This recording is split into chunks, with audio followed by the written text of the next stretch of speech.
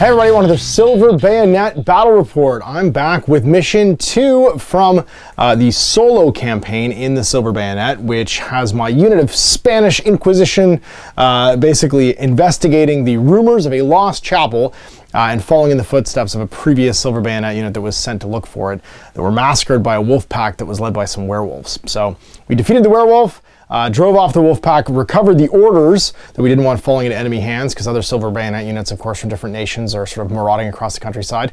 And we're on our way to the ruined chapel to try and find the holy icon that's said to have power over the supernatural in order to help us in our fight against the Harvestmen. So we'll share the table, share the current state of Teniente Ramirez's units, and then get this underway. All right, so we have set up for scenario 2, the ruined chapel. Having escaped the wolves, you press deeper on into the forest, relying on a compass and a crude map to bring you to the lost chapel.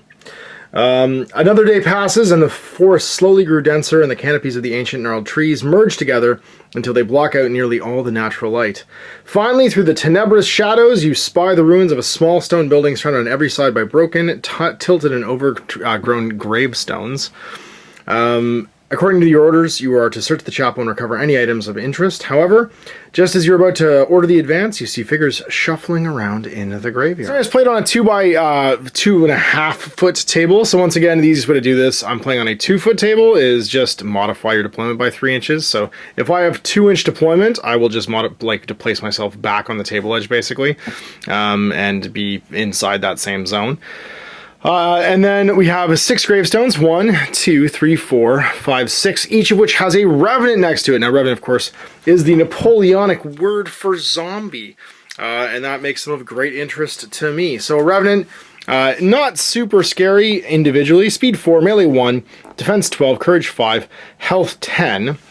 They are indefatigable, so they only ever get 1 fatigue token. Damage reduction 4 against projectile weapons, but in melee, they're hacked apart as normal. So basically, I gotta go in and bayonet them. And here's Teniente Ramirez's unit. We've got Ramirez himself in the middle there with his blunderbuss and his silvered weapon. He also has a shot bag of sort of salt, and then a hand weapon, which is silvered. And his breastplate basically gives him armor 1 for damage reduction. Then we have Wachtmeister Briner there, the Vatican guard, Swiss guard, hanging out with the Inquisitor, of course, Rubio, who knows heal. He knows the courage spell, or sorry, prayer, I guess, and also blessing weapons. Now, Briner has a silvered greatsword and is a monster hunter, so I get an additional die in the monster pool. You don't normally get one in solo play. And we have Delgado back here, the sapper. He has a silver shot bag to go with his musket and the combat engineer rule. And then our 3 grenadiers. Ortiz, we have Sands, and then last but not least, we have Rubio. And they are of varying degrees of experience, of course. Unfortunately, Ortiz was late to the party, but Sands and Rubio are here for 2 missions, so 4 experience each. The rules for this mission: there's almost no light getting through the canopy, so the line of sight is maximum 12 inches, ignored by vampires, even in midday. If you're next to a clue marker to investigate it, you must make a TN8 check, and of course you've got a chance basically of not being able to find stuff in the dark. The combat engineer, which includes Delgado here though, pass automatically, as they are used to working in the darkness. If it's passed, you can draw a card to see which clue marker you have, and there's only 4 clue markers for 5 cards, so you might not find what you're looking for. Each turn, place a new revenant on the table adjacent to a random gravestone. At the point it would be close to the chapel, and then at the end of turn 1, place a vampire in a random table corner. At the end of turn 5, place another vampire in a random table corner. And that's what's raising these decks until there's no members of the unit still alive on the table. So we gotta investigate these 4 markers and get gone with the goods. Vampires, or revenants, aren't that bad. Vampires are scary. Speed 6, melee plus 3, accuracy 0, defense 15, courage 8, health 14, worth 2 experience. And they have the attributes of allergy to silver, blessed, and fire, so I can hurt them with most of my special weapons. They're hypnotic. Indefatigable, so only 1 fatigue token. Indestructible, soul shear strong, and weakened by fate. Hypnotic, any opponent that attempts to make a move to attack action against this figure must first make a courage check of TN 12, and if they fail it, the opponent still makes the move, but does not make a melee check. The figure's still allowed to strike back or back off as usual, so basically I can't snap to them. Then indestructible, the figure's immune to all damage from any source unless it comes from a source to which it has an allergy. So the vampires can't be damaged by normal weapons at all. And then finally, Soul Shear. If this figure damages another figure in a melee attack, The damage figure must make a terror check with a modifier equal to the damage. So if you take 5 damage from me, you're terror -5. Oh my god. And then weakened by faith, if this figure makes a melee attack against a figure with a holy symbol, they suffer -3 to their melee checks. It's Briner and, of course, the man, the legend that is Rubio are both going to be fairly safe from it, only fight +2. Alright, I don't love the idea of splitting the party, so we're just going to go around the corner here. We got Rubio and the man, the legend that's Briner. And then over here we have the boss, Tiente Ramirez with, I believe that's Sands? No, Ortiz. And then we have Delgado hanging out with the other two, which is Sands and Rubio. Alright, initiative check for round 1, just to see if we roll that double 1 or double 0. We don't, double 5. I mean, it was equally likely that that would happen as any of those other results. And that means we get to pick half our models, rounding down, so 3 to go first. Well, let's just start as mean to carry on. We're going to have Rubio go and start investigating, I think. He's going to go 6 to here. And then make his dash. He needs to roll an 11. Nope. Only goes 2 more. Of course, bodyguarding him, going his 6 to here. And then he will also make a dash.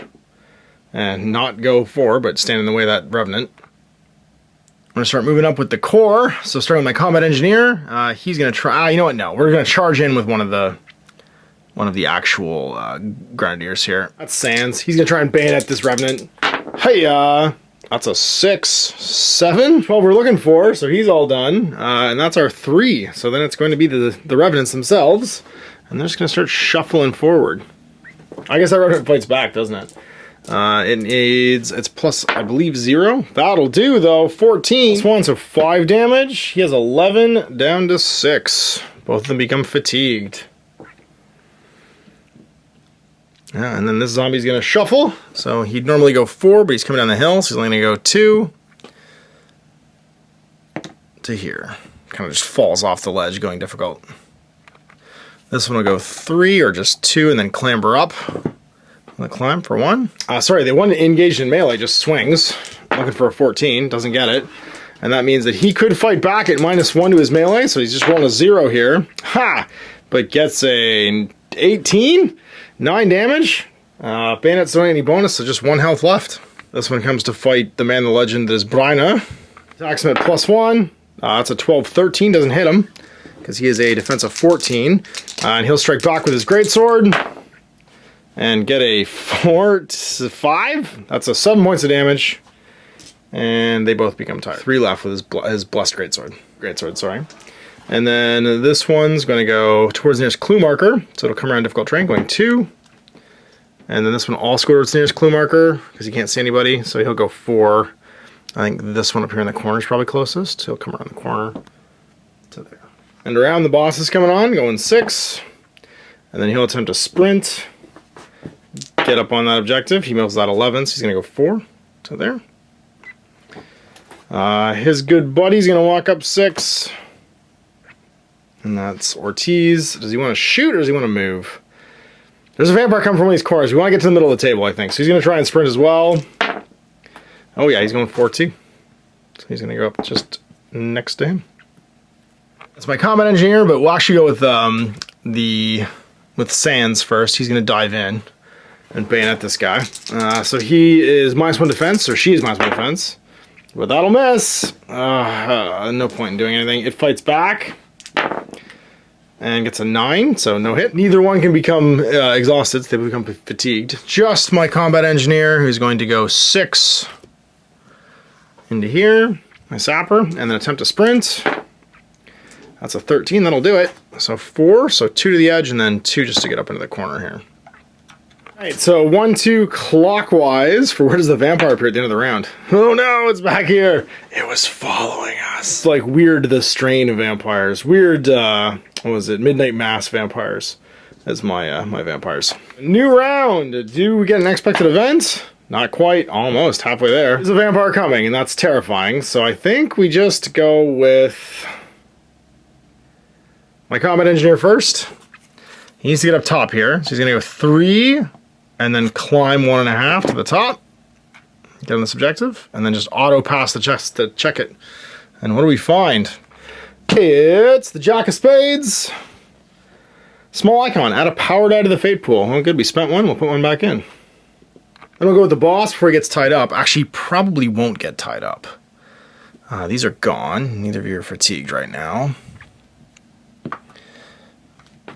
Briner will probably kill this guy and not get hit. So the Inquisitor's pretty safe. Do we shoot the vampire?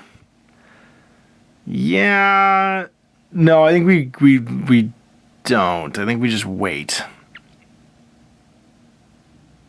We'll just wait. So we've gone with 1. 2 will be here. We will investigate. So it's a TN 8. Courage of 3, so yeah, that'll do it. What do we find? The boss finds the King of Spades. A bag of silver shot. Shooting attacks are silver the rest of the scenario. Well, we already had one. Oh no, we had a salt bag. So now we have silver bag too. Sweet. Rubio's gonna go over here and investigate this while Briner deals with this Revenant. Sorry, a random 1, 2 going clockwise. A random Revenant arrives too.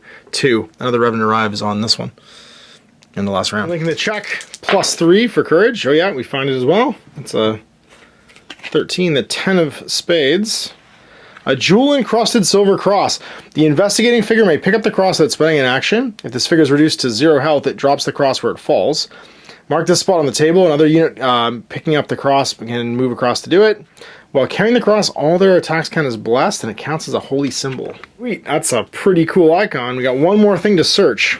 I have models to activate right now, because it's monstering time.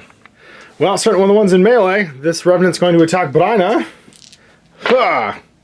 That's an 8-9, doesn't hit him, so Briner strikes back with his blessed silver greatsword, and gets a 13, 14, 15 at +1 to the power die, because it's a heavy weapon. That will explode that Revenant. And this one's going to attack the, I guess, eeny meeny. Let's just say 1 to 5, 6+ for who it attacks. 6+ going to attack this of my Grenadiers. That's Ortiz, I think. And get a 3, which is a miss. He'll strike back with his bayonet. That's pretty good. That is a 14, 15. 1 health left, so it dies as well. Then this Revenant jumps him because he's the next closest. And takes a swing at him at +1. That's a 9, which will miss. He will strike back and get an 8. I will reroll the power die. See if we can finish him off. Nope, still an 8. Misses. They both become fatigued. And then this one's also going to go, and I think engage him as well. It does. And take a swing. +1. That's a 14. A 6 on the power die. That's going to take him out of action. Lost Sands. Sands get taken down by a zombie. And this last Revenant goes 2 and then climbs for 2 to get up. Revenant over here is going to go 4, heading towards Rubio, who's the closest that they can see. And then it's Vampire Clock. This Vampire comes hurtling forward into the rear. Well, our push to get this last objective is not going great. We still have the other half of our group to go. So Briner's going to go first and defend the Inquisitor. He will walk over here and engage this Revenant to try and save Rubio. Swinging at +2, -1 because he's fatigued. That's a 13. More than enough. From the power die is 8, leaving it with 2 left. But it will try and bite him back. It's shooting for a 13 because he's fatigued. Oh, and does 9. Not great. He only has 2 left. Sorry, he has 12 base.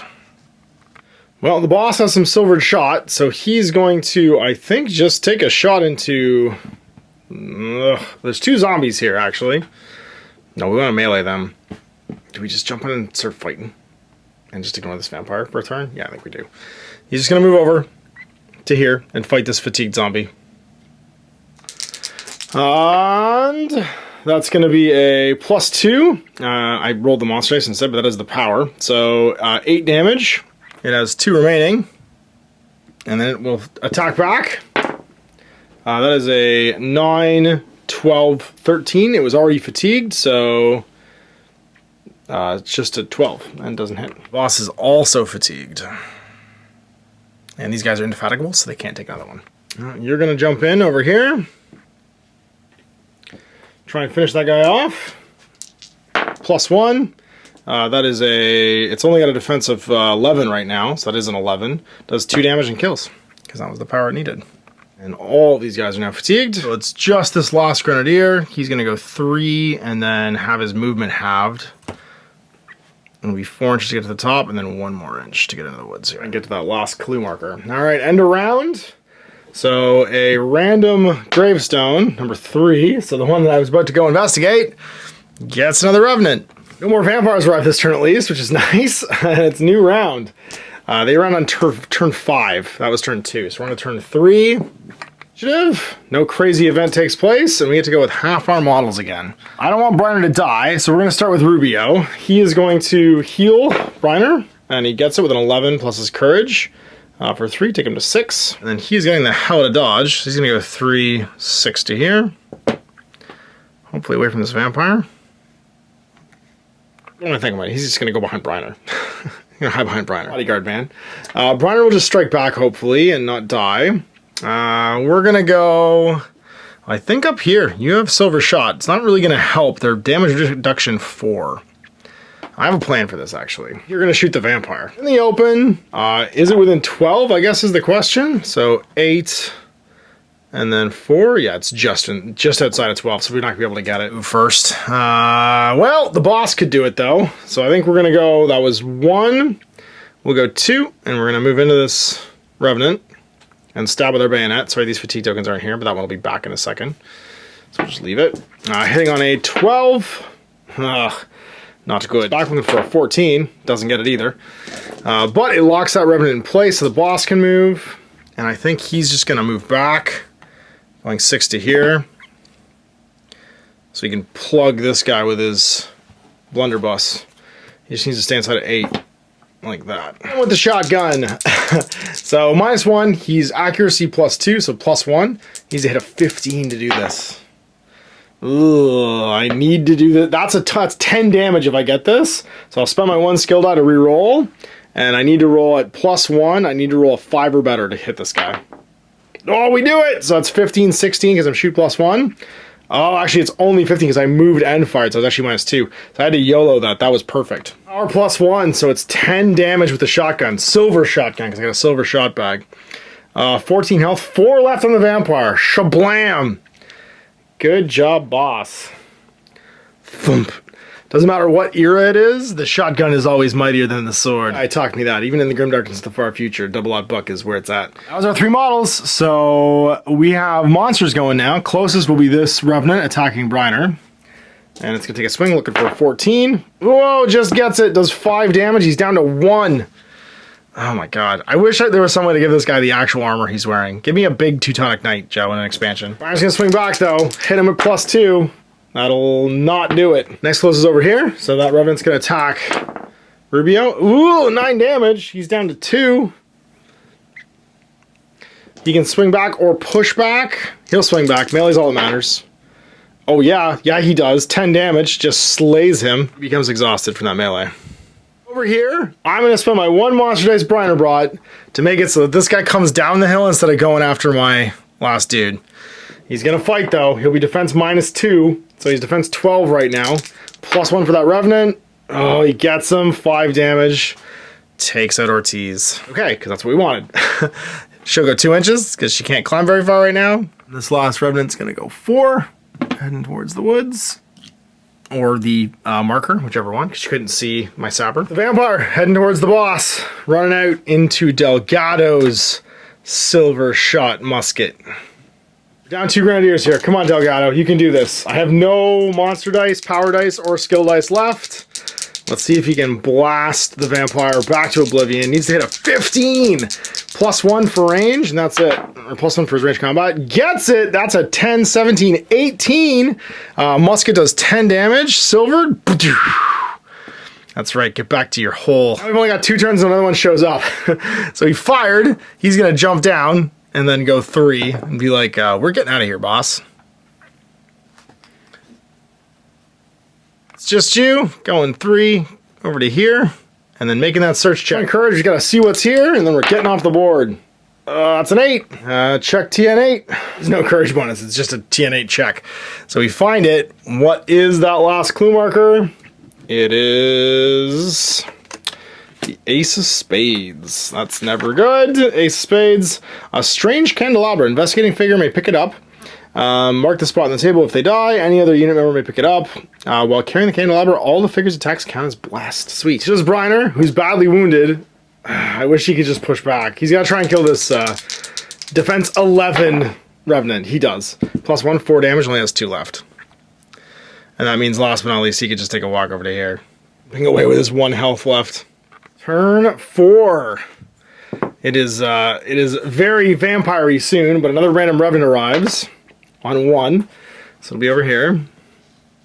We get to go with half our models. Oh, geez. I think we go with Delgado. We get 2 out of our 5.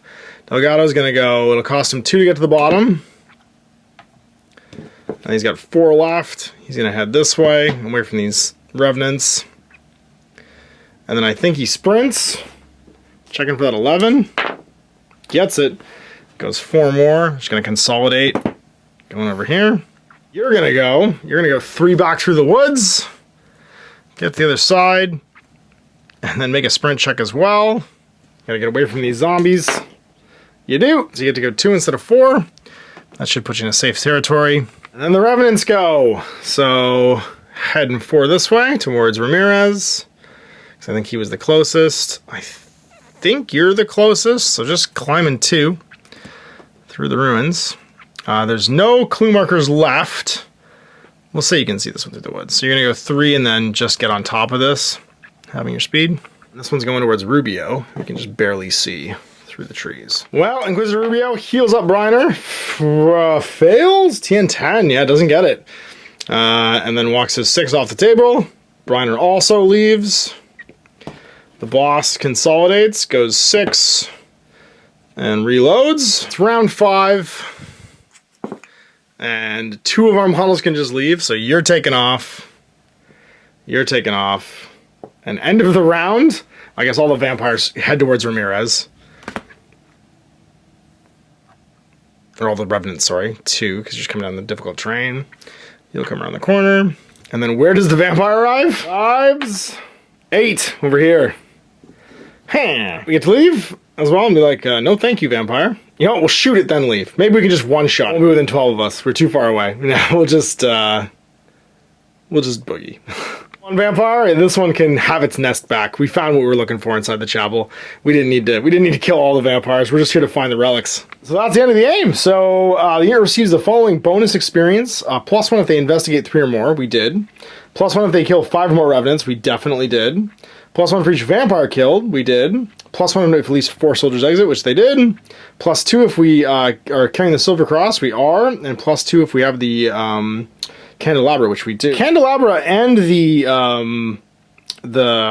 Silver Cross both count as being like special items. I think we get to keep them. We're going to give the Silver Icon to Ramirez, which means he counts as having a Holy Icon and all of his attacks count as being blessed. But we have to ditch our salt bag for that. So no salt on him anymore, but all of his weapons count as blessed forever. Unless he loses that icon. And then Delgado is going to have the Strange Candelabra, which also counts as blessed. But his Silver Cross also counts as a holy item. So he's got a holy item, blesses all of his weapons, and then he has the Candelabra, which just blesses all his weapons. +8 experience if we manage to have these folks survive. Ortiz and Sands both were felled over the course of it, being bitten by Revenants. So Ortiz, 9, he's fine. And then Sands, dead. Sands needs to be replaced then. That experience, Rubio, Ramirez, and I think it's Ortez, or is it Sands? It's Rubio, yeah, Ramirez, Inquisitor Rubio, and Ramos have all leveled up to tier 1. Which means they all gain a courage. That makes the casting or the miracles on Inquisitor Rubio actually easier because he's courage 4 now. Tinte Ramirez becomes 4 as well, so he's about braver.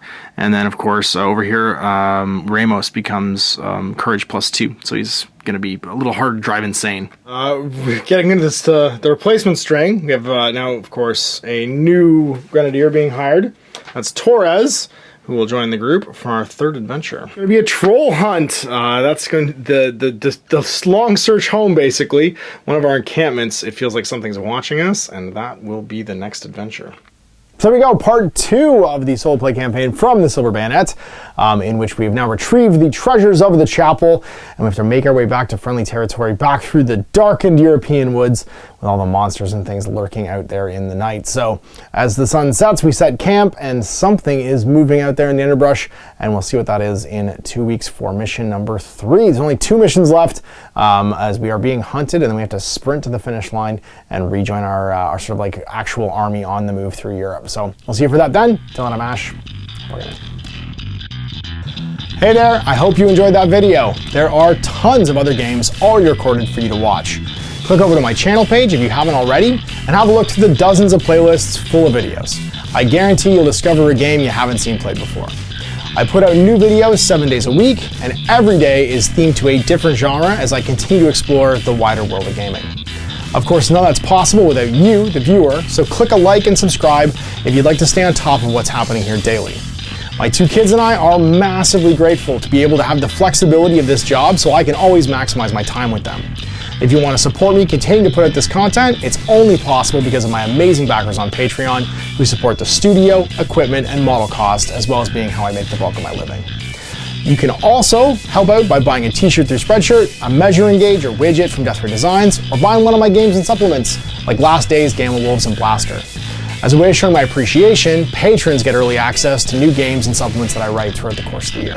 Huge thanks for watching, it really does help out, and happy gaming.